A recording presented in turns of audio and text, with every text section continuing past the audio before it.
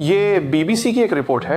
ये क्या रिपोर्ट है? अगर आप देखें तो वे ब्रेंट ऑयल का वॉल्यूम चार्ट दिखा रहे हैं। इसे दिखाते समय वे ये कहना चाह रहे हैं कि ट्रंप ने लगभग 11:06 पर ट्वीट किया था। उन्होंने इस समय पर ट्वीट किया। कौन सा ट्वीट? वही ट्वीट जो हमने अभी भी कहा। लेकिन 10:45 पर मार्केट, इतनी देर तक ये सब वॉल्यूम चार्ट है, यहाँ बिल्कुल भी वॉल्यूम नहीं है, दिख रहा है। लेकिन अचानक 11:15 से 10:50 के बीच वॉल्यूम में एक बड़ा उछाल आया। जब उन्होंने विश्लेषण किया कि ये उछाल क्यों हुआ, तो उसके ठीक 20 मिनट के भीतर ट्रंप का ट्वीट आया।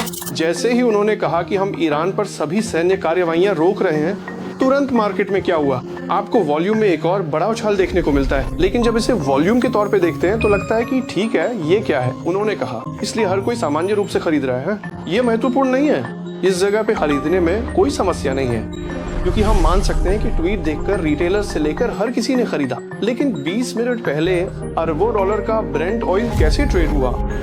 यह वॉल्यूम कैसे बढ़ा? यही एक महत्वपूर्ण सवाल है। तो उनके ट्वीट करने से पहले ही ये खबर किसी को पता रही होगी। अब जरा सोचिए, ट्रंप के ट्वीट करने से पहले क्या उन्हें नहीं पता था कि वो क्या ट्वीट करने वाले हैं? क्या उनके करीबियों को नहीं पता था? क्या उनके विभाग के लोगों को नहीं पता था? क्या उनके परिवार को या बड़े संगठनों और संस्थानों को, क्या इन सबको नहीं पता था? निश्चित रूप से पता रहा होगा। तो वो जानकारी किसी को पता थी, इसीलिए उन्होंने इस ट्वीट से पहले क्या किया?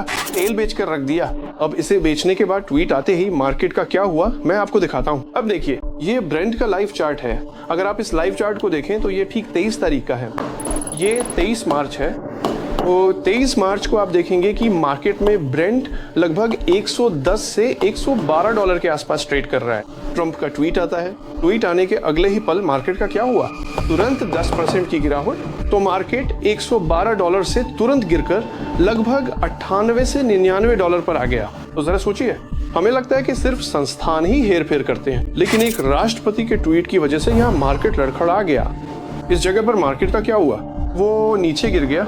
हमने उस संस्थान को देखा, वॉल्यूम 15 मिनट पहले ही बढ़ गया था। उस उछाल में सभी संस्थानों ने बेच दिया। बेचने के बाद जब ये ठीक 100 डॉलर 98 से 100 डॉलर पर आया तो उन्होंने सब कुछ बंद कर दिया। वो बंद करने का समय था।